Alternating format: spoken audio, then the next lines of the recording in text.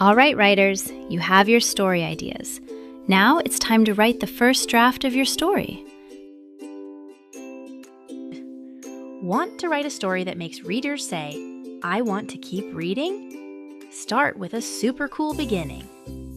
Every beginning needs 4 things: a hook to grab attention, your main character, the setting where the story happens, and a problem or tricky challenge. For example, I was sitting in the quiet library, flipping pages, when suddenly a shimmering, glowing door appeared between the shelves and whispered my name. And guess what? Your beginning doesn't have to be just 1 paragraph anymore.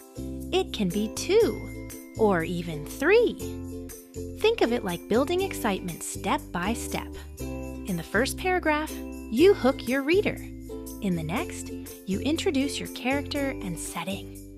Then, in another paragraph, you add a little trouble. Each paragraph is like adding another scoop of ice cream to your story. It just keeps getting better. So don't rush it all into one big chunk. Stretch it out and build the suspense. Now it's time for the middle of your story. This is where the problem gets bigger, and your character tries to fix it. Things don't go perfectly. Your character can make mistakes, face obstacles, and feel nervous or frustrated. These are called attempts. The middle is where the adventure grows, the challenge gets tougher, and readers start wondering, how is this going to work out? Keep the action moving and build up suspense. And now, it's time for the ending.